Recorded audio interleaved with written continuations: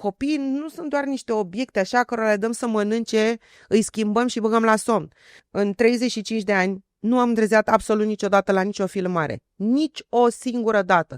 Ăștia acum care au toate lucrurile astea super simple la dispoziție și tot nu sunt în stare să le facă. Da.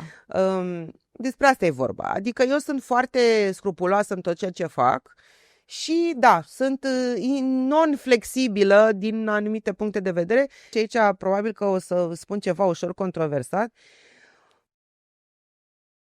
Salutare, salutare și bine v-am găsit la un nou episod Glow by Ramona. Astăzi am o invitată foarte specială care în mod normal nu are nevoie de toată prezentarea sau de niciun intro. Este femeie, antreprenor, mamă, o persoană deosebită, o voce simțită și auzită în spațiul public românesc. În acest episod o să abordăm parcursul ei personal, maternitate, dar și femeia din spatele unui brand de skincare.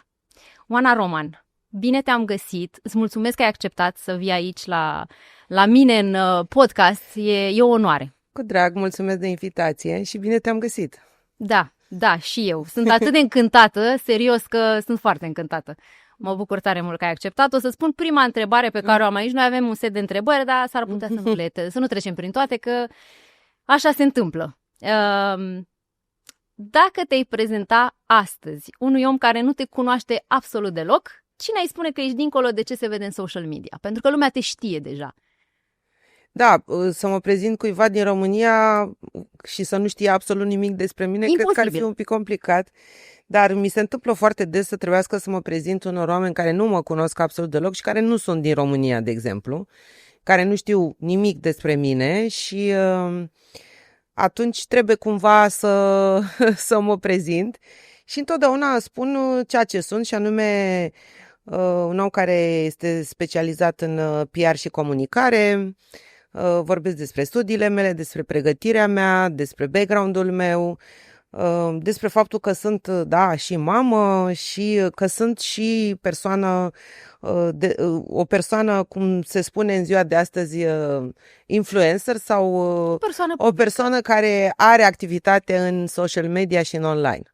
Ok, sună bine. Dar eu zic că ești mult mai mult decât atât. Asta e clar. Asta e așa, intro-ul de surface, de suprafață. Cum am făcut și eu. Mi se pare că e un intro sărac pentru cum ești tu dincolo, exact cum ziceam, de social media, dincolo de peretele ăsta, de cortina asta, pentru că... Da, să știi că eu arăt foarte mult din ce sunt în social media, pentru că eu nu am o prezență online care să fie din aceea studiată și doar din materiale foarte bine aranjate și lucrate dinainte. Eu am o prezență în online care este foarte naturală.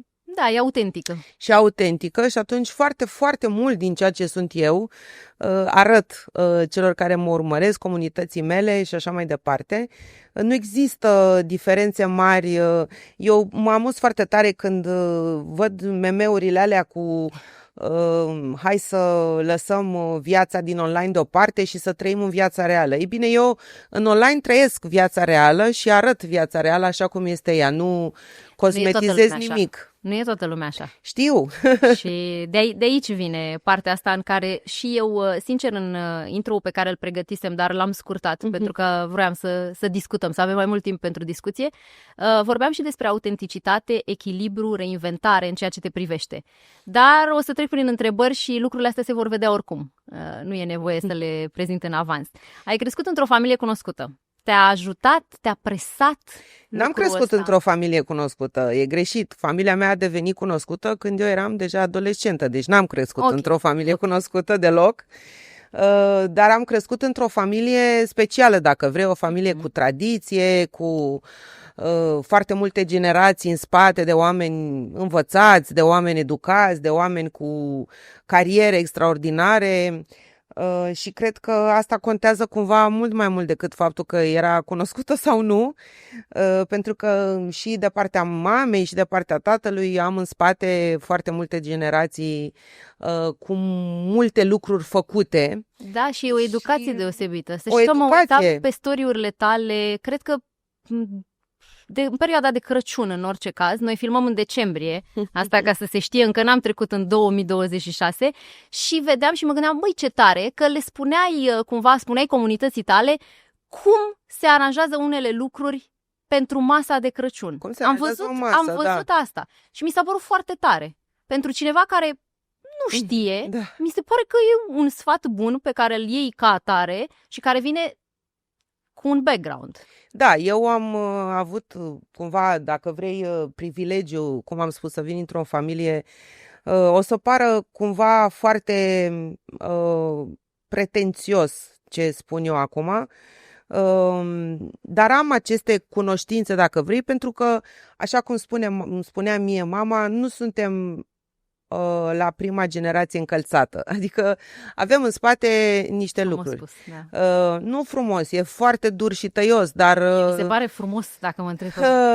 E o realitate și, de exemplu, apropo de bunele maniere și mai ales de etichetă, protocol și așa mai departe, bunica mea, deci mama mamei mele și bunicul meu, tatăl mamei mele, bunicul meu a fost ambasador 30 și ceva de ani. El și-a început cariera diplomatică în 1945, deci a fost numit încă prin decret regal. Și primul post l-a avut la Varșovia, imediat după război, foarte greu, și a avut o carieră diplomatică de peste 30 de ani, în care a fost ambasador în foarte multe țări. Și a ieșit la pensie în 1976, când m-am născut eu, deci practic eu n-am apucat să merg la ei, pentru că bunicul meu deja ieșise la pensie. Dar bunica, toată viața ei, mai presus cumva de a fi mamă, cumva a fost soție de ambasador, ea ținea toate ambasadele, făcea toate recepțiile, dineurile și așa mai departe. Și spune că în spatele unui și atunci, da, și atunci bunica avea această obsesie extraordinară a lucrurilor bine făcute și a ținut foarte tare de mică să mă învețe toate aceste lucruri. Practic, orice vizita mea la ea însemna un curs intens de protocol, etichetă și bune maniere, care a durat foarte mulți ani, care pentru mine, ca și copil, nu pot să zic că era foarte excitement, așa, dar ea tot timpul îmi spunea, o să vezi că o să-ți folosească în viață lucrurile astea și de la ea am învățat și apoi și de la mama, evident, aceste lucruri. Ba mai mult, ea era atât de obsedată încât ca lucrurile să fie bine făcute și să se respecte toate aceste reguli în măsura în care se putea. În acei ani grei, anii 80 au fost cei mai grei ai dictaturii, încât după ce a făcut aceste cursuri cu mine acasă, la un moment dat mi-a spus trebuie să mergi și la domnul apostol. Domnul apostol fusese timp de vreo 15 ani din cariera bunicului meu maître d'hôtel la ambasadă la ei și era considerat cel mai bun maître d'hôtel dintre toți angajații Ministerului de Externe. Era cunoscut într-atât încât alte ambasade îl cereau cu împrumut uneori ca să facă pentru ei diverse dineuri. Așa, o poveste de film, știi, dintr-un film. Da, e o realitate și după ce bunicul meu a ieșit la pensie, domnul apostol a hotărât că nu mai pleacă la post cu niciun alt ambasador și a hotărât să rămână să lucreze în România și lucra la Hotel București, care actualmente este Hotelul Radisson, care era fix vis-a-vis de blocul în care locuiam noi. Și atunci bunica mi-a zis, trebuie să te duci la domnul apostol să te învețe. Zic, da, bunica m-a învățat tot, ce să mă mai învețe? Nu e nimeni peste domnul apostol, du-te la el. Și atunci eu, îți dai seama, trebuia să traversez strada, să mă duc la domnul apostol și să iau de la capăt cumva cu toate lucrurile astea. Și atunci evident că ele mi-au intrat în instinct cumva, dacă pot spune așa, și contează foarte mult pentru mine, adică e foarte important chiar și astăzi și este un lucru pe care și Iza l-a învățat. Urma să te întreb. Când stăm la masă să punem masa corect, să nu mâncăm pe un colț de masă, să nu mâncăm la televizor, să nu mâncăm în pat și așa mai departe. Eram curioasă dacă ai transmis cumva, știi, dacă ai... Da, eu le-am transmis cumva, dacă vrei, instinctiv, pentru că n-am stat să-i fac eu cursuri, pur și simplu ea a văzut la mine cum se face, cum... Și a învățat. Și a învățat așa într-o... Da, din văzând și făcând, dacă vrei, cum se spune. Și am păstrat foarte mult. Și atunci încerc și oamenilor care mă urmăresc să le explic aceste lucruri, pentru că, și aici probabil că o să spun ceva ușor controversat, În România mai există foarte puțini oameni care știu etichetă și protocol cum trebuie. Din păcate, sunt oameni care predau acest lucru și nu cunosc subiectul îndeaproape, nu-l cunosc în cele mai mici taine ale lui, dacă vrei. E, din păcate, multă impostură și în domeniul ăsta. Corect. Și am fost șocată, de exemplu, odată când am fost chemată la nu dau eu nume, la o masă organizată de un centru de evenimente, cumva, care spuneau că se ocupă să facă mesele pentru Casa Regală. Casa Regală, mă rog, care nu mai există, da, mă rog. Și m-am dus la acest dineu și am rămas șocată de lipsa de acuratețe a ceea ce trebuiau să facă, de la cum era aranjată masa, de la cum au aranjat... Vedeți ce dezamăgire, pentru că dacă spui că organizezi un eveniment atât de poș, ar trebui să... Nu știau, adică exact. nu știau protocol. Da. Nu știau protocol.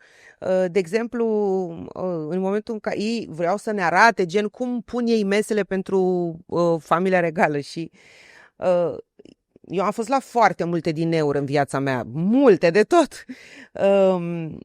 În primul rând, când am ajuns, erau, nu știu, eram să zic 30 de invitați sau ceva, nu mai țin minte exact, oricum destul de mulți și bineînțeles că primul lucru pe care l-am întrebat în momentul în care am ajuns, pentru că nu erau puse bilețele cu numele persoanelor pe masă, am întrebat care este locul meu și mi s-a spus să te așezi unde vrei. Primul lucru care creează haosul. Și cum adică mă așez unde vreau? Că mă chem la un dineu și îmi spui că mă așez unde vreau. Adică asta este o bază, cum să spun eu, e ceva... Nu poți fără așa ceva. Faptul că de la început lucrurile au stat în felul ăsta, pe mine m-a șocat. Tu aveai și termen de comparație. Și le-am spus, domnule, dar nu este ok. Când organizezi un dineu, ok, nu pui bilețele cu numele persoanei, dar știi fiecare persoană unde stă la masă.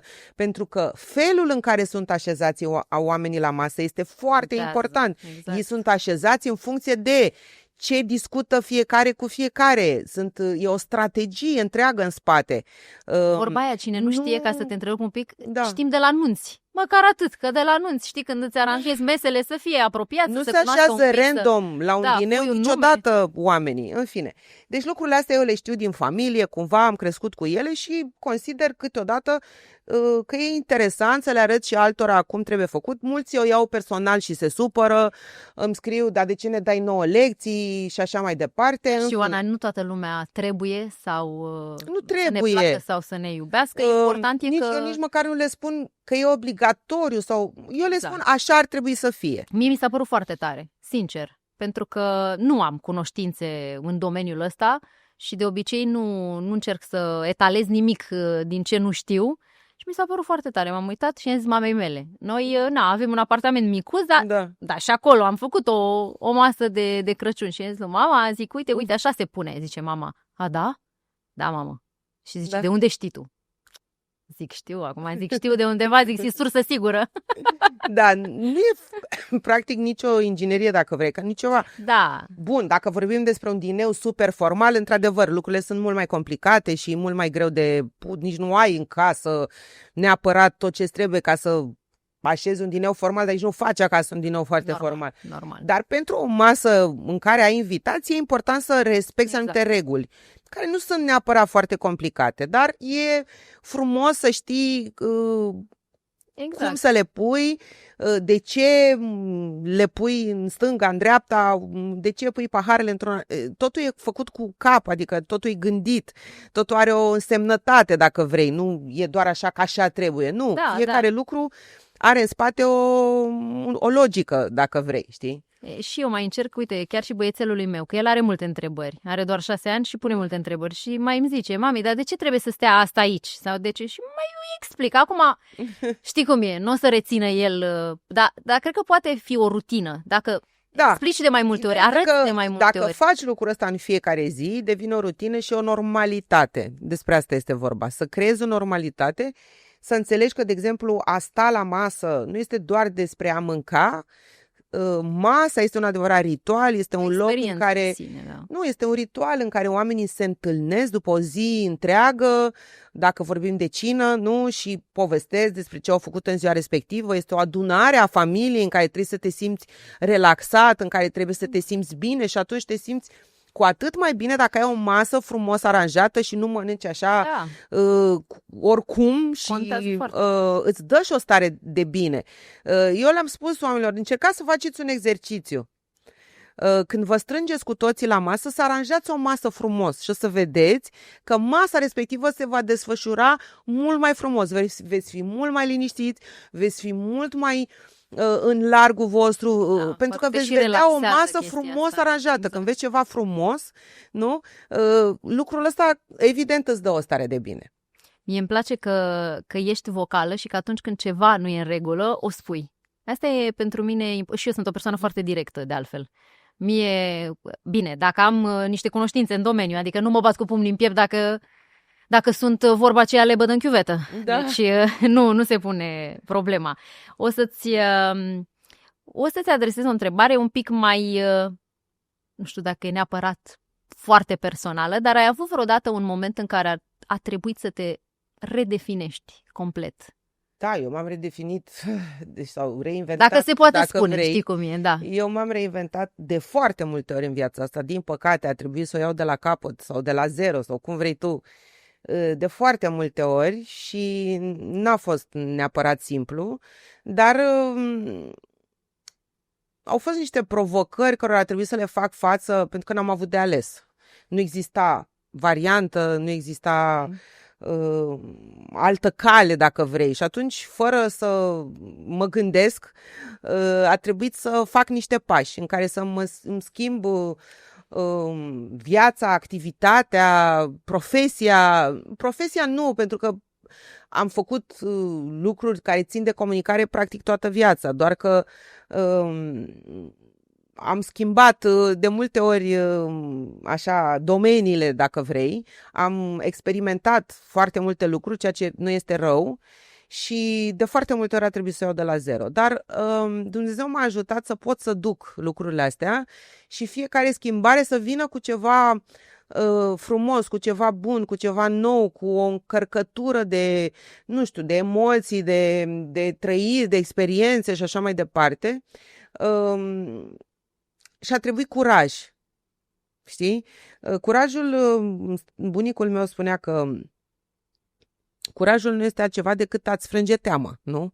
Și atunci curajul este, cum să spun eu, ceea ce te determină să-ți dai fricile și spaimele la o parte și să mergi pe un drum. Neștiind unde te va duce neapărat drumul ăla, dacă te va duce într-o direcție bună sau nu, dacă va fi cu succes sau nu, dar este o experiență, este ceva care ai încercat, pentru că lipsa încercării nu te ajută. Mai bine încerci și ai un eșec, două, până când reușești, corect, decât să nu încerci deloc. Dacă nu încerci deloc, stagnezi.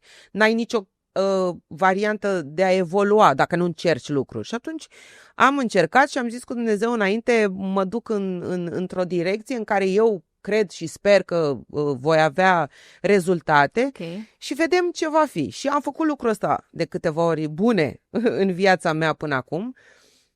Nu de fiecare dată a fost un succes, da, dar eșecurile sunt cele care modelează cel mai bine oamenii în viață. Eu nu cred în oamenii care spun că nu au avut niciodată niciun eșec.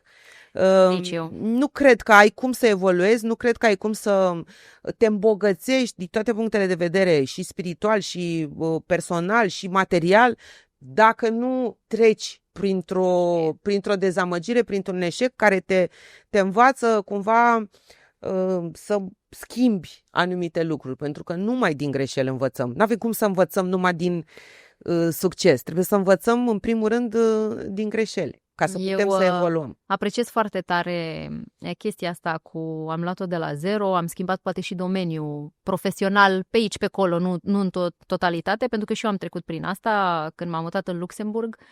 Practic toată viața mea, tinerețea mea am fost în domeniul televiziunii și m-am trezit acolo că nu se mai poate face asta. Îmi cereau să fiu fluentă în limba luxemburgheză, limba lor. E o țară micuță, e complicat. Și am învățat să fac un pic de marketing, practic m-am angajat într-o corporație, am înțeles și eu cum funcționează lucrurile diferit. Nu pot să zic că a fost un succes, aș minți. Dar sunt experiențe care te îmbogățesc. Care m-au ajutat acum, de exemplu, când am decis să lansez podcastul și... Nu, și sunt în primul rând experiențe care te învață lecții de viață și cred că asta e cel mai important. Și oameni. Am cunoscut, pentru mine și asta e o latură, un aspect important. Am cunoscut oameni deosebiți cu care ulterior am rămas prietenă.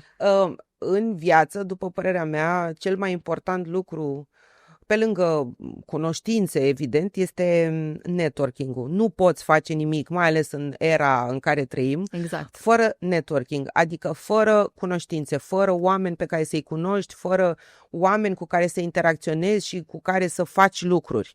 Nu mai poți trăi într-o bulă, singur, așa, într-un birou, este imposibil în secolul ăsta să faci lucrul ăsta. Până și în timpul pandemiei, oamenii tot au încercat absolut orice ca să se conecteze și să... Omul este un animal social, nu? Așa se spune. Exact. Omul este un animal social, nu poți trăi, adică nu poți evolua, nu poți construi, nu poți câștiga lucruri dacă nu ești social. Bun, sunt anumite, nu știu, branșe unde poți să faci lucruri singur, nu știu, poate gamerii aia, dar și ei socializează între ei cumva virtual. Dar socializarea și networking-ul sunt foarte importante. În meseria mea, de exemplu, în momentul în care faci comunicare, fără networking, practic nu existi. Și atunci,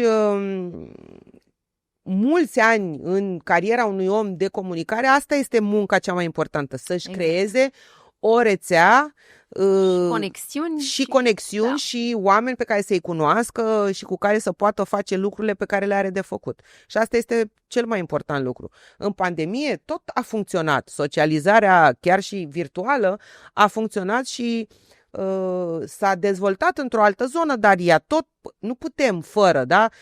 Oamenii ăia care stăteau în întâlnirile alea câte 20, 30, 50, eu știu, și discutau între ei și lansau diverse subiecte și așa mai departe, e foarte important. Și atunci, să cunoști oameni care apoi te pot ajuta în diverse domenii pe care, sau în diverse lucruri pe care vrei să le faci, este practic vital în momentul ăsta. Așa e, uite, îți lansez și o invitație, eu te aștept și în Luxemburg. Am câteva cafenele unde și pentru fetița ta cel mai bun cheesecake. Să mă ierte acum, știi, cine se uită zice... Nu, că sunt și pe aici, sunt, dar acolo e ceva, e o rețetă extraordinară. Dacă îi place cheesecake-ul, perfect. Mergem și cu băiețelul meu și așa, pentru că ne-am cunoscut și iată, am creat o conexiune, eu te aștept cu mare drag. Și o invitație sinceră, publică. Cu mare drag. Facem apoi poza, ca să demonstrăm oamenilor că suntem corecți. Cum te-a schimbat rolul de mamă, dacă tot am vorbit un pic despre fetița, dar dincolo de clișeele pe care, știi, le auzim... zi de zi.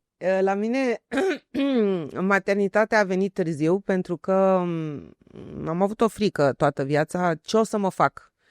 Cum o să mă descurc?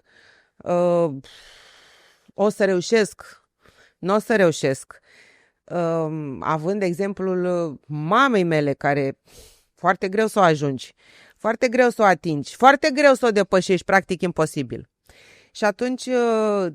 aveam această presiune, aveam această spaimă că poate nu o să mă descurc, că poate nu e momentul, greșelile alea pe care le fac multe femei și pe care, mi-am dat seama prea târziu că nu era ok și atunci am întârziat foarte mult acest moment.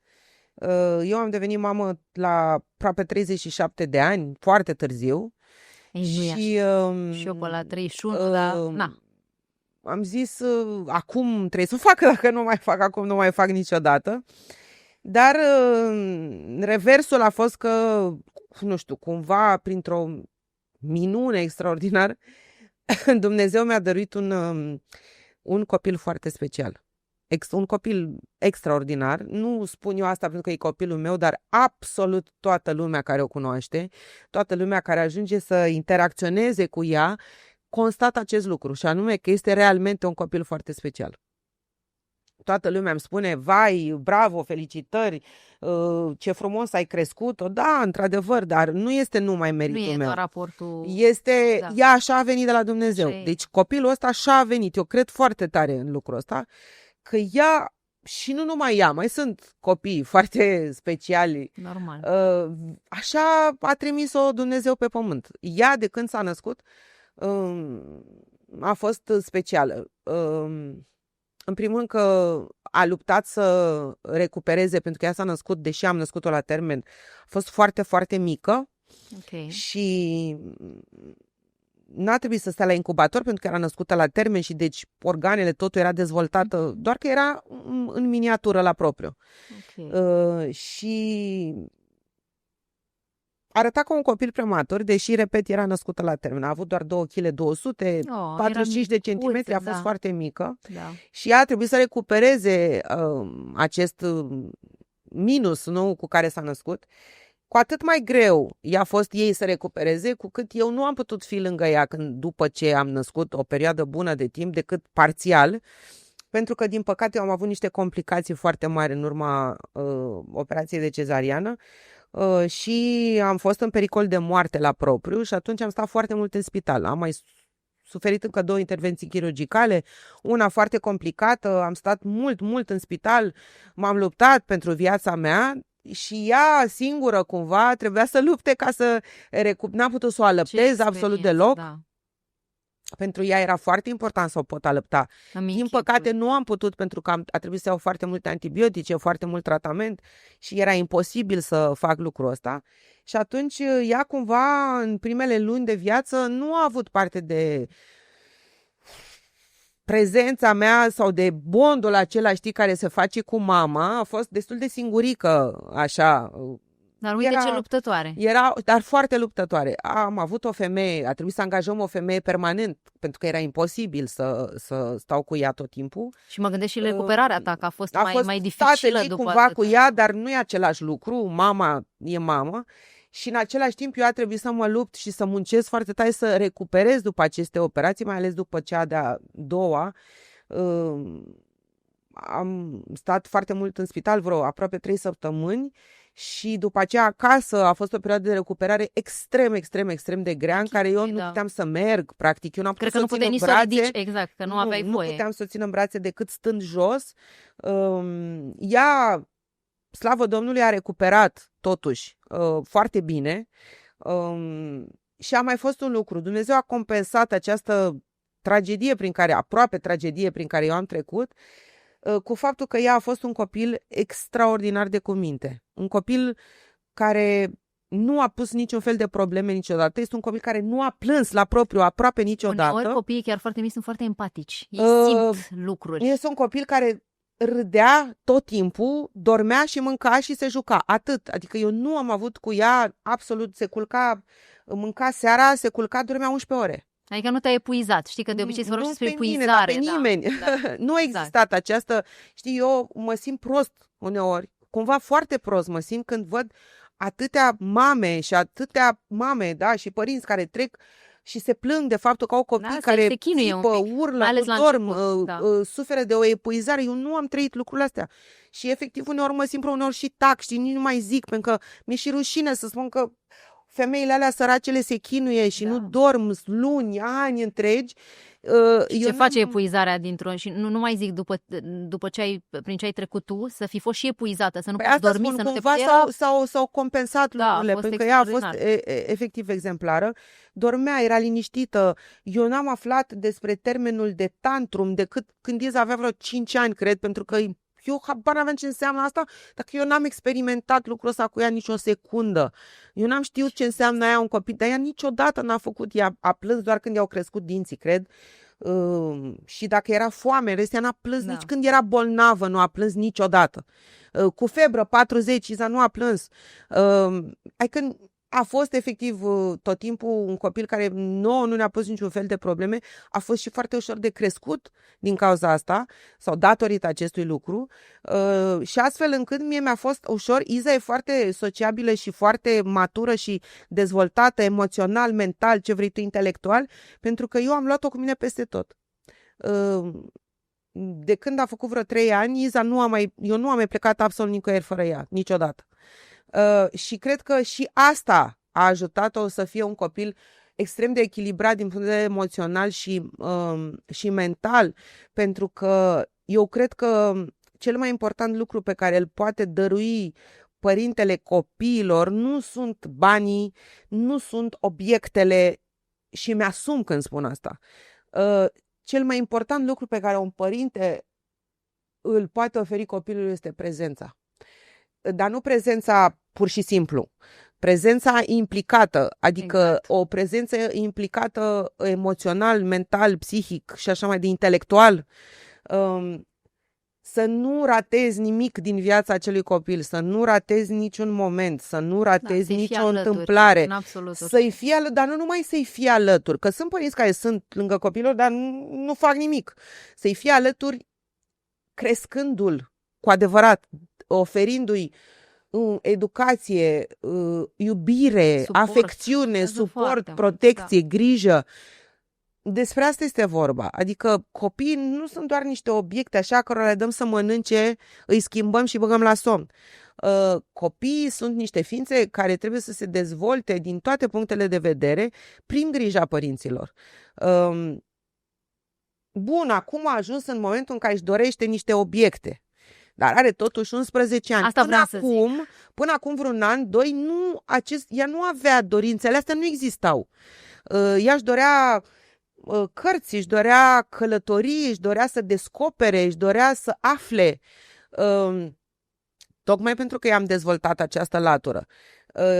În momentul în care un copil este fericit doar pentru că se bucură de părinții lui, că se bucură de o seară, se bucură de un joc, se bucură de un film, se bucură de joaca cu un câine, astea sunt lucrurile care contează până la urmă. Lucruri mici, dar în același timp... Din păcate, parentingul modern este absolut dezastruos, după părerea mea. Este efectiv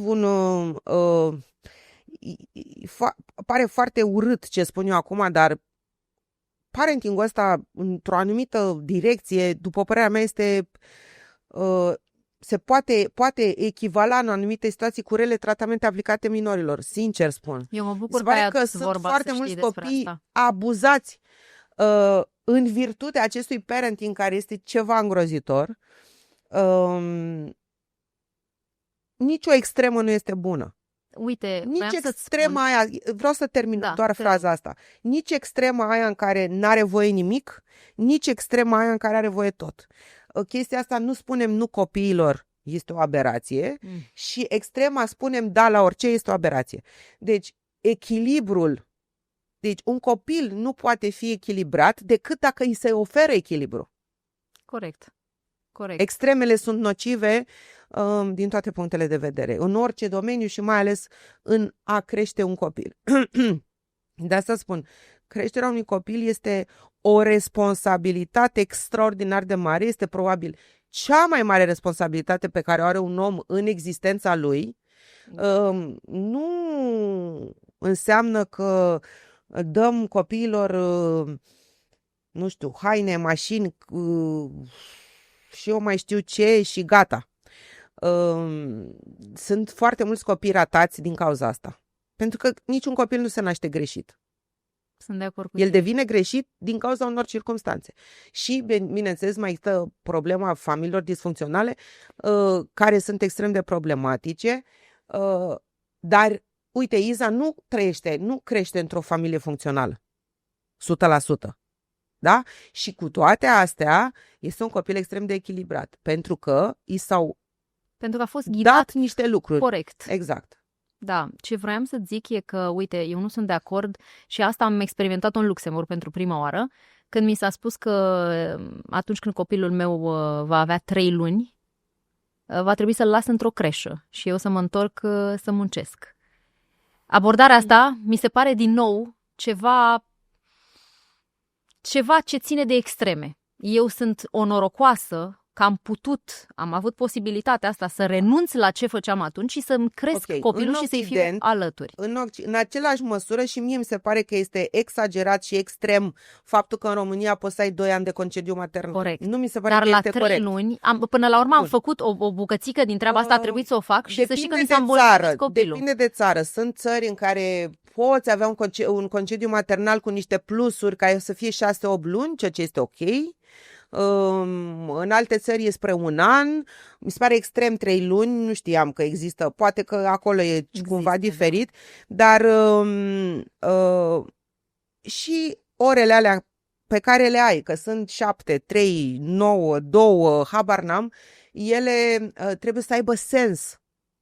Da? Orele alea în care stai alături de copilul tău trebuie să aibă sens. În același timp, este o problemă la nivel de mental colectiv în România, care este rădăcinată în ADN-ul populației, dacă vrei, și care, după părerea mea, va fi aproape imposibil de eradicat prea curând, și anume ideea că femeia trebuie să se sacrifice pentru copii. Nu. Poți să crești perfect un copil fără să te sacrifici pentru el. Adică asta cu eu mă sacrific. Nu te sacrifici. Eu nu am timp de nimic. Nu există așa ceva. Dacă ai inteligența necesară și gândirea necesară și îți iei respiri adânc și stai și te gândești, reușești să te organizezi în așa fel încât să ai timp pentru tine.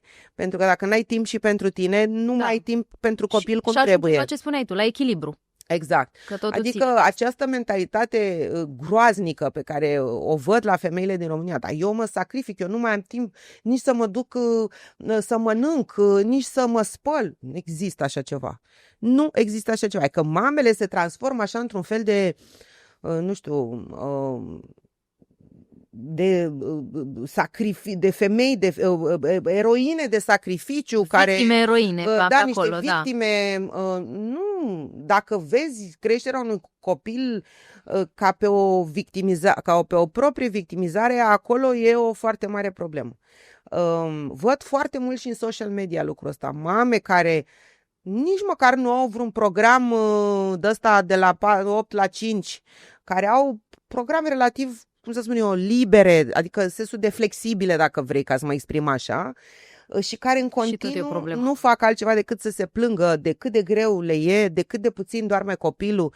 Eu cred că un copil doarme puțin pentru că nu îi dai ceva care să-l facă să fie ok și să se odihnească cum trebuie.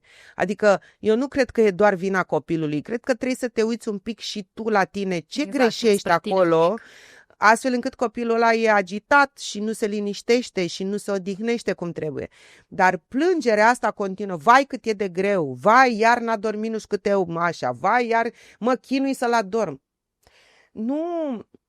Și asta îi dă copilului o stare, pentru că el simte faptul că tu ești agasată, că tu ești iritată de situația asta și atunci la rândul lui îți preia stările. Și atunci trebuie să, cuvântul, așa cum ai spus și tu, este echilibru. Da, așa este. Cum reușești, uite, să găsești echilibru între muncă, expunere publică și viață personală? E treabă de organizare. Atât. Este despre cum alegi să-ți organizezi viața. A fost mai greu cândva decât acum, când, uite, fetița ta e un pic mai mare? Sau? Nu, am reușit să mă organizez tot timpul. Bine, cumva și meseria mea e despre asta. Când faci PR și comunicare, cel mai important lucru pe care trebuie să-l faci este să-ți organizezi timpul, clienții, evenimentele, totul e despre organizare. Și atunci eu de foarte devreme am învățat să-mi organizez timpul și viața. La mine totul este foarte bine organizat, timpul meu este foarte clar împărțit, știu foarte clar ce am de făcut, la ce ore, când, în ce zi și așa mai departe. Și jos pălăria. Oana a venit la 11:45, așa cum am, 10:45, așa cum am stabilit, eu am întârziat 5 minute. Așa, punctualitate. Asta este o problemă personală pe care o am, și anume că nu întârzi niciodată nicăieri. E extraordinar. Decât dacă se întâmplă ceva care este independent de voința mea. Tine, da. Altfel, eu întotdeauna mă organizez și întotdeauna ajung cumva mai devreme decât trebuie, dar niciodată mai târziu. Este o chestie de respect al meu față de ceilalți, chiar dacă foarte mulți nu înțeleg lucrul ăsta și nu-l văd ca pe un respect pe care eu îl ofer. Da, este. Și nu înțeleg pentru că foarte mulți întârzie. Nu tu 3 minute, dar sunt oameni care efectiv întârzie foarte mult și nu înțeleg că asta cu întârziatul este o lipsă de respect față de tine, în primul rând, și față de ceilalți. Da. Și atunci, da, eu sunt, pe mine îmi ies din minți la propriu în momentul în care cineva vă întârzie cu ceva, pentru că mie îmi dă peste cap, practic, după aia absolut tot programul și tot ce mi-am organizat eu pentru ziua respectivă. Și la mine, eu le explic unor oameni și le spun, băi, voi nu înțelegeți că la mine totul este organizat și împărțit pe ore. Deci eu știu că de la ora cutare la ora cutare fac asta, de la ora cutare. Dacă tu mă întârzi pe mine jumătate de oră, mi-ai dat peste cap tot programul. Tot, da. Pe mine nu mă interesează că tu nu ești capabil să înțelegi lucrul ăsta. Și efectiv fac niște crize de isterie pentru că nu tolerez așa ceva. În 35 de ani de când eu apar, de exemplu, la emisiuni și am și moderat multe, da? De când sunt invitată la emisiuni, că vorbim de emisiuni înregistrate, dar evident mai ales de emisiunile în direct, în 35 de ani nu am îndrăzneat absolut niciodată la nicio filmare. Nici o singură dată. Cred că mi-am anulat odată o filmare când nu s-a simțit mama bine și a trebuit să mă la spital și bineînțeles că m-au înțeles că n-am mai putut să mă duc. Nu este ceva ce... Dar în 35 de ani cred că s-a anulat o dată sau de 2 ori. Nu am întârziat niciodată în viața mea, niciodată la nici o singură filmare. Repet, s-a întâmplat să întârzi dacă a fost un trafic absolut monstruos pe care eu nu l-am anticipat, că eu de obicei îmi iau în calcul și marja de trafic. Dar altfel eu nu întârzi niciodată nicăieri. Și, dacă eu, asta le spun și eu, dacă eu 35 de ani, 40 de ani, am reușit să fiu punctuală. Niciodată. Da. Crede-mă că poți și tu. Este doar treabă de organizare. Și de asta reușesc să-mi organizez și viața de mamă și de muncă și de evenimente și de tot ce am eu de făcut, pentru că îmi organizez lucrurile foarte bine. Încă, și împlinesc 50 de ani în aprilie, încă acest program pe ore pe care l-am, eu nu mi l-am scris în niciun caiet, în niciun note pe telefon, este exclusiv în capul meu și încă reușesc să mă țin, nu știu cât o să nu mai reușesc să fac asta, dar eu nu-mi notez, pentru că știu exact ce am de făcut. Mi s-a întâmplat, cred că de 2 ori să încurc niște zile și niște ore, dar altfel, sau să uit că trebuie să mă la un eveniment, mai am o problemă. E un defect profesional. Mai nou, mari PR din România fac evenimente și nu trimit reminder. Eu nu tolerez acest aspect. Da, în momentul în care tu organizezi un eveniment și nu te deranjezi să trimiți un reminder, pentru mine s-a încheiat. Adică au fost evenimente la care am uitat să mă duc pentru că nu am primit reminder. Și răspunsul a fost, dar ce nu ți-ai trecut? Nu mi-am trecut și nu sunt obligată să-mi trec în nicio agendă.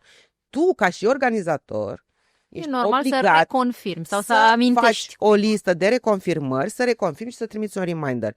Nu există, dacă nu faci lucrul ăsta, nu faci această meserie, punct. Adică e ceva de bază. Și mai nou sunt organizatori de ăștia de evenimente care nu consideră oportun să trimită reminder pentru evenimente. Inclusiv de la agenții. Păi dacă pentru ei e o pierdere de timp, așa și o pierdere de... Că eu am făcut evenimente mulți ani, fără să existe internet, fără să existe WhatsApp, Facebook, Instagram. Metodele astea simple acum. Și făceam reconfirmări și remindere pentru 300-400 de persoane. Fără WhatsApp. Dar cred că reminderele astea asigură și o bună... Da? Uite așa pe mail lucram frumos și reușeam să facem lucrurile astea. Ăștia acum care au toate lucrurile astea super simple la dispoziție și tot nu sunt în stare să le facă. Da. Despre asta e vorba. Adică eu sunt foarte scrupuloasă în tot ceea ce fac și da, sunt non-flexibilă din anumite puncte de vedere, pentru că asta mă ajută tocmai să-mi împart timpul ca să le pot face pe toate și să am timp și de mine, să mă duc la coafor, să mă duc la masaj, să mă duc și la manicură și la pedicură și la filmări. Asta aduce și calitate, știi, în viața ta, mă gândesc. Dacă ai niște standarde pe care ți le impui și le respecti. Așa am făcut tot timpul. Exact. Pentru că așa am învățat de la mama. Cred că ești un bun exemplu de urmat, mai ales explici așa frumos. Eu sunt prinsă, știi, e ca o poveste, îmi place foarte tare. Mulțumesc. O să vreau să vorbim și despre brandul tău de skincare. Cum s-a născut toată ideea și să ne spui și despre nume. Da. Menționez că am și eu produse de la tine și sunt foarte încântată, da. Mulțumesc. Chiar, bine, eu le-am promovat în felul meu, la modul că sunt foarte alergică, sunt o persoană cu foarte multe probleme și mi s-a părut extraordinar că faptul că n-ai avut nicio reacție alergică. Asta este. Și că sunt ingrediente bazice și nu sunt adăugate cele pe care oamenii, atunci când nu avem probleme, să știți că nu le vedeți. Nu sunt neapărat bazice, pentru că sunt niște ingrediente de foarte înaltă calitate și scumpe. Dar îți mulțumesc și sunt recunoscătoare pentru faptul că vorbești și spui că ai un ten problematic. Am multe probleme și alergii la anumite ingrediente. Și că am reușit, iată, prin produsele astea să putem ajunge și la femeile care au ten cu probleme, cu alergii și așa mai departe și care la aceste produse nu au avut niciun fel de reacții. De asta avem, și după aia mă duc înapoi la începuturi, de asta avem într-un an de zile o rată de recenzii și de feedback pozitiv de peste 99%. Real. Da? Da. Asta arată faptul că produsele sunt atât de atent create, că formulele sunt atât de atent create încât ele calitate. Realmente se pot folosi și de către persoanele care au mega alergii la diverse lucruri. Acum, geneza proiectului. Vorbai despre reinventare. Eu în pandemie a trebuit să mă reinventez pentru că evident nu mai aveam ce evenimente să organizez și ce proiecte să mai fac fiind în casă. Și atunci evident că singura cale pe care eu am văzut-o disponibilă era evident online-ul și social media, de care eu mă ținusem destul de la o parte așa, adică nu aveam o prezență foarte wow în online, nu era ceva care făceam în mod constant. Nu înțelegeam încă cum poate funcționa acest lucru pentru ca să-mi aducă mie nu numai urmăritori, dar și venituri, că despre asta era vorba. Și într-un mod absolut inconștient și nebun am zis ok, de astăzi mă apuc și postez mai mult și învăț cum să fiu în online. Precizez că nu am apelat la nicio agenție și la niciun manager, adică... Și ai fost pe cont propriu. Am început pe cont propriu, am zis, bă, nicio agenție și niciun manager nu poate să facă mai bine, că e și meseria mea, să mă vândă pe mine mai bine decât mă pot vinde eu. Corect. Și am început încet. Evident, am început în timpul pandemiei, când era lockdown-ul și am început să postez mai mult, să vorbesc mai mult cu oamenii, să le împărtășesc diverse lucruri, să fac lucruri pentru ei și trebuia să găsesc ceva care să mă facă să fiu mult mai vizibilă. Eu eram foarte vizibilă, dar eu nu eram vizibilă și recunoscută ca și o prezență în online. Și trebuia cumva să-mi fac loc într-o multitudine de oameni care făceau lucrul ăsta deja de ani buni și la un nivel destul de înalt. Și atunci m-am gândit ce să fac ca să am un ceva, să fie acolo ceva. Și mi-a venit o idee, o idee care le-a venit și celor de la Instagram mult după mine.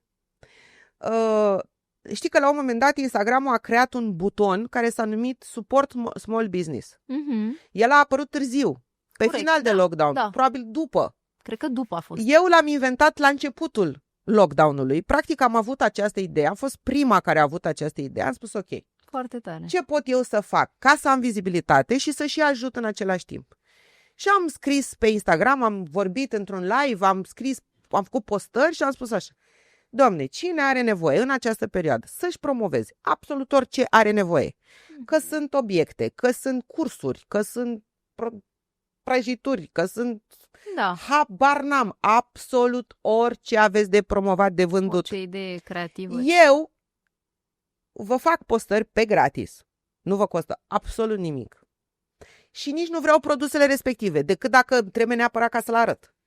Și eu promovez pe absolut oricine își dorește în această perioadă în care toată lumea stă acasă și știam că asta îi va ajuta pe ei să aibă vânzări și mă va ajuta pe mine să am Să ai vizibilitate. vizibilitate. Pentru că acele postări se vor share-ui, se vor distribui, Corect. oamenii vor auzi, dacă ai nevoie de ajutor, scrie Ioanei Roman și așa mai Și departe. o creștere exponențială așa. Și a Foarte venit o frumos. avalanșă de mesaje, de sute și sute și sute de mesaje. Evident că n-am reușit și îmi cer scuze, pentru că știu sigur că sunt oameni care au rămas frustrați și neîmpliniți pentru că n-am apucat efectiv să postez pentru toată lumea. Dar Da, în foarte măsura în tare care am ideea. avut timp și spațiu, eu am postat business-urile absolut tuturor oamenilor care au avut nevoie de ajutor în acea perioadă. Sute, multe sute. Și a fost un câștig pentru mine, pentru că am devenit mult mai vizibilă și evident că mi-a crescut foarte mult numărul de urmăritori. Dar și autentică. Oamenii cred că au apreciat foarte tare. Evident pentru că au e un gest apreciat. extraordinar.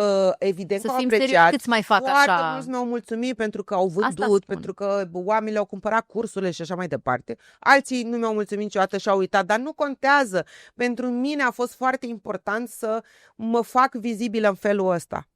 De-abia după niște luni bune, Instagram a venit cu acest buton Da. și cu această idee pe care eu, vezi, am avut-o cumva înaintea lor și am fost foarte fericită când am văzut asta. Și de acolo a pornit cariera mea, dacă vrei, în online. Ok. A trebuit să cresc, a trebuit să muncesc foarte mult ca să fiu acolo zilnic, să fiu constantă, să fiu consecventă, să vin cu idei tot timpul. Și eu am hotărât că voi fi prezentă în online nu ca un influencer clasic care vine și postează niște campanii și niște reel-uri super gândite și atât. Nu, eu am vrut să fiu eu și să creez o comunitate bazată pe foarte, foarte, foarte multă onestitate și autenticitate. Și în felul ăsta am reușit să cresc. Primul contract a venit după mult timp. Adică eu nu am câștigat bani din asta din prima, îți dai seama. A trecut, cred că aproape Și uite, un e an. bine că lumea află lucrurile astea, că poate când vezi pe cineva care, nu știu, are, cred că tu ai 200 sau peste 200.000 de am urmăritori. 280.000, cred, pe Instagram, Da. am aproape 500.000 pe Facebook, deci cu totul sunt Asta spun. spre 800.000. Și lumea poate crede că, știi, lucrurile sunt superficiale atunci când nu sunt explicate, poate în detaliu. Și iată, Oricum să știi nu că e... și dacă le explici mulți, nu cred, efectiv sau nu nu... cred. Li se pare că e ceva foarte simplu. Consecvența e foarte importantă. Mi-a arătat Instagramul zilele trecute, am făcut și un story pe tema asta. Mă felicita și mi-a arătat că am prezență constantă și consecventă, fără pauză, de 293 de săptămâni. Wow. Și asta e muncă. Asta Asta e e o muncă muncă multă, foarte multă. Enormă. Să fii fim serioase. zi de zi 293 de săptămâni la rând, asta înseamnă 5 ani și 8 luni aproximativ, să zicem 5 ani jumate, da? De prezență constantă și consecventă. Este o muncă absolut, nu mă plâng sub nicio formă, dar este enorm de multă muncă. În momentele în care oamenii sunt în vacanță, sunt cu familia la masă, sunt în weekend, Da. noi muncim. Pentru că eu în ăștia 5 ani și jumătate nu am lipsit de pe Instagram și de pe Facebook decât 3 zile. Și alea 3 zile au fost când a murit mama. În rest, eu nu am lipsit nici măcar o singură zi. Doar așa reușești să îți menții Și așa cred că ai și o comunitate activă. comunitatea știi, și doar așa reușești să ai și contracte, pentru că nu poți să ai numai contracte, adică nu poți să postezi doar conținut de promovare, că atunci Da, ce ai mai făcut? nu mai existi, practic, la un moment dat.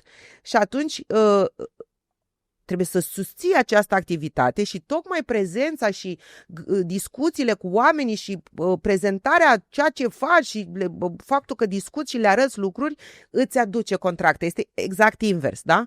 Deci contractele au venit târziu și au crescut gradual și mă pot lăuda cu faptul că am avut o creștere cam de 30% în medie pe an, Wow. iar anul ăsta am avut o creștere, cred că ajung la dublu față de anul trecut. Are legătură În și materie cu... de venituri. Și are legătură cu faptul că tu ai lansat brandul tău? Nu are legătură Nu. pentru că până în acest moment eu nu am dorit să încasez nici măcar un singur leu din acest proiect. Ok. Deci din Ina M Cosmetics eu până astăzi nu am încasat un leu. Deci veniturile mele nu vin încă de acolo. Dar anul ăsta cred că ajung să am nu am făcut încă calculele, pentru că eu îmi depun declarația unică pe 25 mai. Deci mai încolo o să mă apuc să fac calculele. Mai invit odată pe anul la trecut. podcast. N-am făcut calcule, dar sunt la aproape dublu față de anul trecut. E fantastic. Inaim Cosmetics este un proiect care a venit târziu. Ok. Deci după aproape 5 ani de muncă în online. Eu am mai avut un proiect în 2021, am avut un site de haine care a funcționat fabulos. De acolo am câștigat foarte mulți bani, foarte mulți.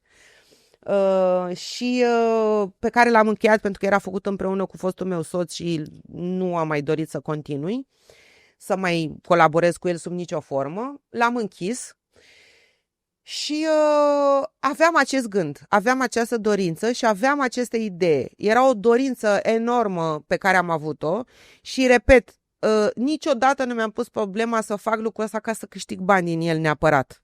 Nu am pornit la drum cu ideea, mamă, dau lovitura și mă îmbogățesc. Nu, asta a fost gândul. De aici se vede și calitatea produselor, cred. Gândul a fost să fac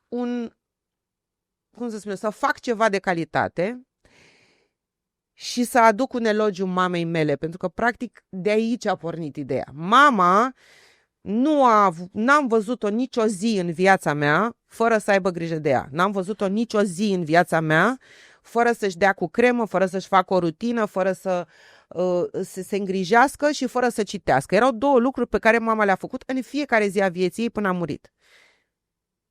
Își dădea cu cremă, se machia și citea. Da? Deci astea 3 lucruri și bea cafea în fiecare dimineață, cafea turcească. Lucrurile astea ea le-a făcut în fiecare zi a vieții ei și atunci eu am crescut lângă o mamă văzând cum ea în fiecare zi făcea lucrul ăsta. Inclusiv când era foarte bolnavă, inclusiv când n-a mai putut să-și miște o mână, inclusiv când era la pat. Ce înseamnă? Da. Ea și-a dat cu cremă în fiecare zi. În fiecare zi. Și tot timpul grija ei era să-i duc creme, să nu cumva să se termine. Să nu rămână fără. Să nu rămână fără. Și atunci dorința mea a fost să ajung într-o zi să-i zic, uite mamă, ți-am adus cremă și ce crezi? Făcută, da. Scrie numele meu pe ea. Din păcate n-am apucat, pentru că mama n-a mai trăit încât să apuce să vadă proiectul terminat. De ce? Pentru că eu m-am întâlnit într-o zi cu Sanda Moldovan, cea care are brandul Inaim Cosmetics. Numele este al ei, pentru că ea a creat brandul mult înainte să facă această gamă cu mine și este prescurtarea sau inițialele numelor ei și al fetiței ei, Irina și Manea, numele lor, mă rog, și Moldovan, de la Moldovan și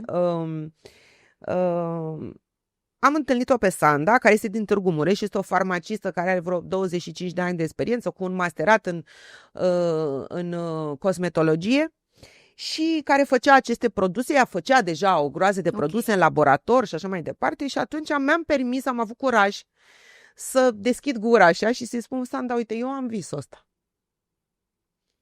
Am zis, bă, încerc. Și nu mă costă nimic să-i spun că eu am visul ăsta, știi?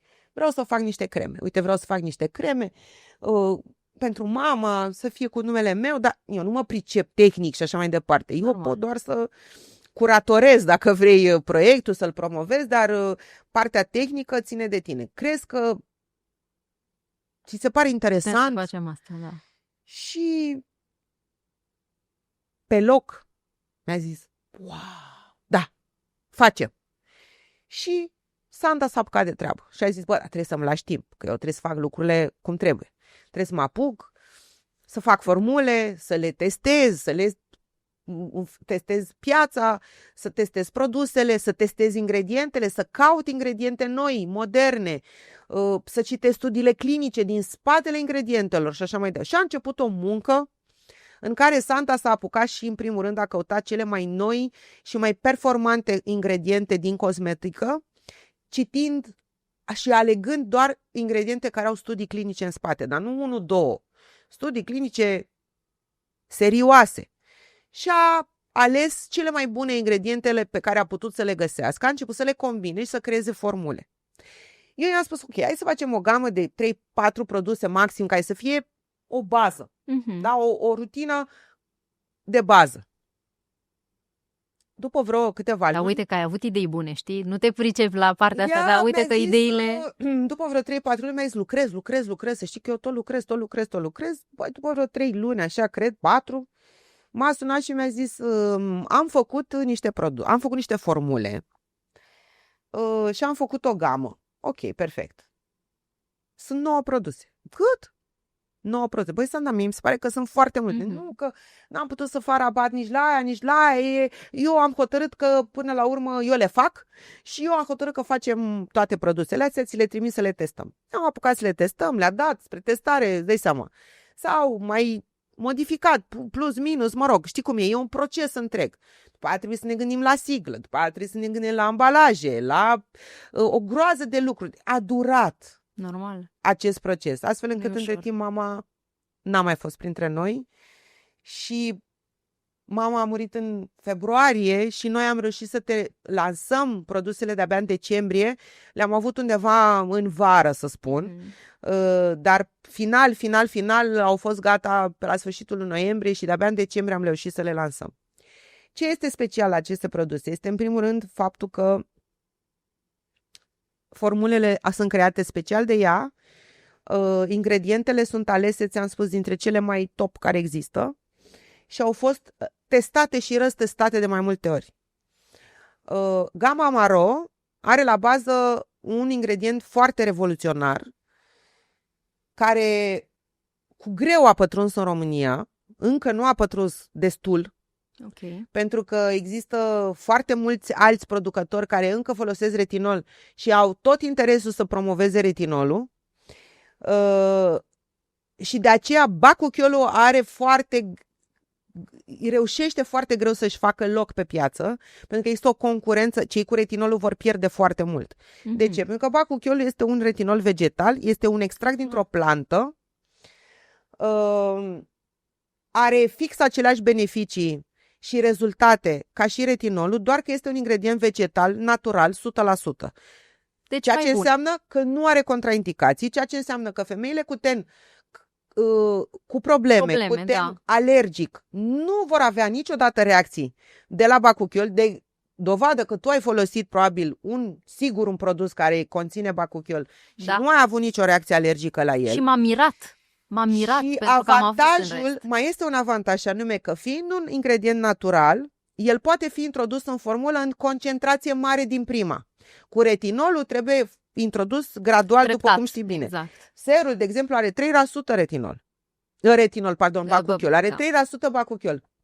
Nu are reacții, tocmai pentru că este un ingredient natural. De asemenea, el poate fi folosit fără niciun fel de probleme de femeile care sunt însărcinate. Tocmai pentru că nu are niciun fel de contraindicații și este un ingredient, cum am spus, vegetal, este un extract dintr-o plantă. Gama albă are la bază centela asiatică. Centela asiatică este un alt ingredient care vine foarte puternic din urmă și care are niște beneficii de curățare și de închiderea porilor și de combaterea acneei și a tenului sensibil foarte importante. Iarăși este un ingredient natural. Și atunci, aceste două ingrediente de bază sunt cum ar fi esența formulelor celor două game pe care Sanda le-a creat. Pe lângă asta, bineînțeles că sunt diversi, sunt și peptide și niacinamide și așa mai departe. Produsele nu au parfum, decât parfumul care vine poate de la, nu știu, dacă e un pic de camomila sau mai știu eu ce, dar ele nu conțin parfum. Eu sunt alergică la parfum. Unul dintre lucrurile dintre multele lucruri la care sunt alergică. Nu conțin parfum. Și am avut surpriza plăcută să văd că ele nu conțin parfum. Pot să aibă o ușoară urmă de miros de la diverse ingrediente naturale, dar nu au parfum. De exemplu, crema de ochi miroase a caramel, pentru că are puțin caramel, mă rog. Dar nu există parfum în sine introdus în formule și evident nu au parabeni, nu au ftalați de niciun fel, nu au sulfați și așa mai departe. Sunt niște creme produse curate, despre asta e vorba. Și atunci evident că și care au efect. Adică se vede, se simte și sunt niște produse de foarte bună calitate. Faptul că avem feedback-uri pozitive într-o proporție covârșitoare. Spune Covârșitoare. De exemplu, la serul cu bacuchiol și cu caviar, este un caviar, toată lumea zice, puneți caviar, nu este un caviar cosmetic, nu un caviarul ăla de pește, este un caviar cosmetic, sunt niște bule așa mici, aurii, care dau acel efect de glow tenului. Bun, deci serul nu avem până astăzi niciun singur feedback negativ la ser, niciunul. Deci are recenzii pozitive 5 din 5 sau 100%, dacă vrei.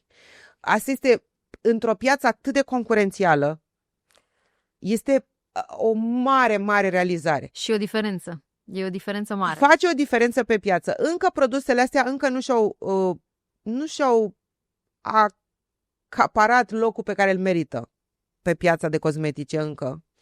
Încă muncim la asta după un an, dar eu am știut că nu va fi, piața este atât de concurențială încât știam că nu va veni peste noapte și că va trebui multă răbdare. De asta eu am și hotărât că nu vreau niciun fel de royalties, material vorbind, din vânzări deocamdată.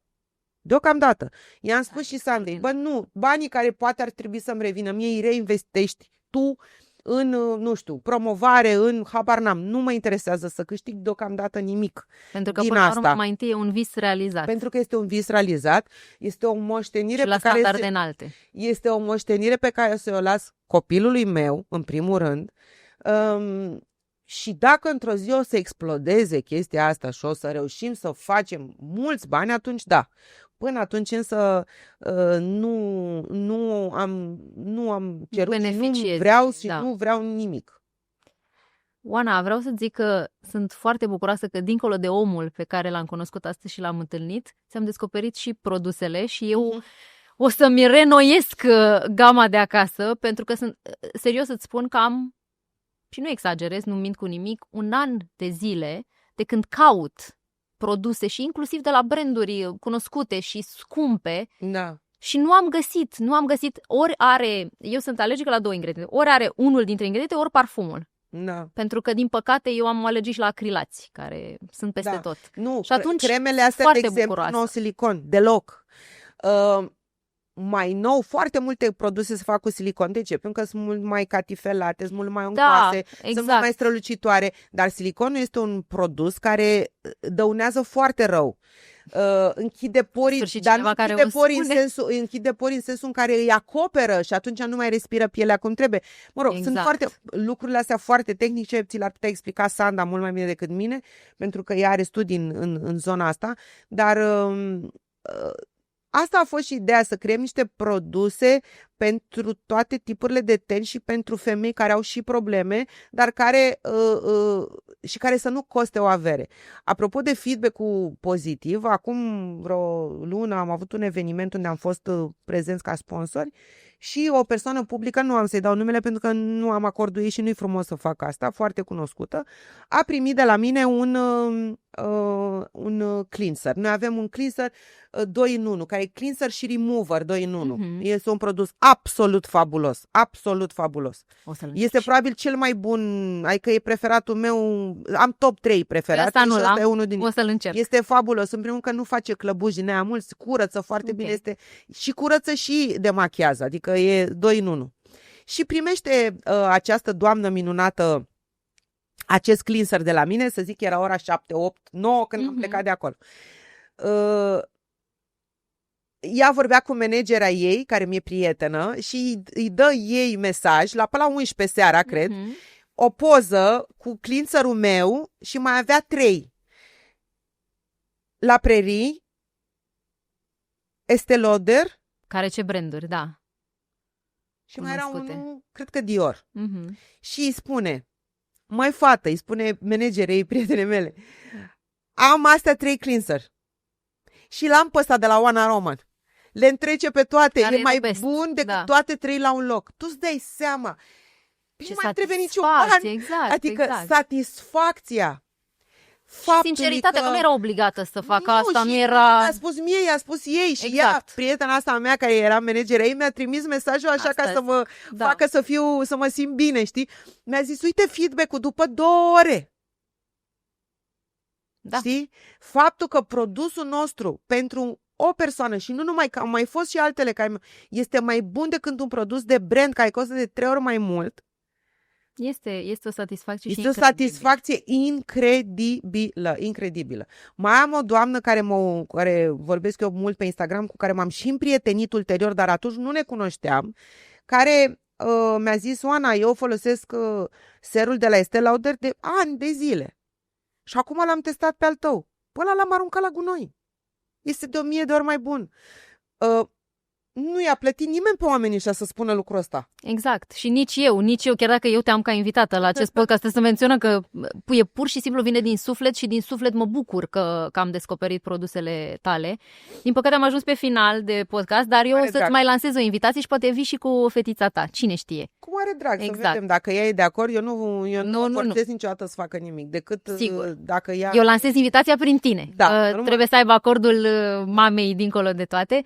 Îți mulțumesc din tot sufletul. Ești un om minunat, un exemplu de putere și de feminitate și mă bucur că te-am avut aici, alături de mine și alături de noi, toți cei care ne urmăresc. Mulțumesc din suflet.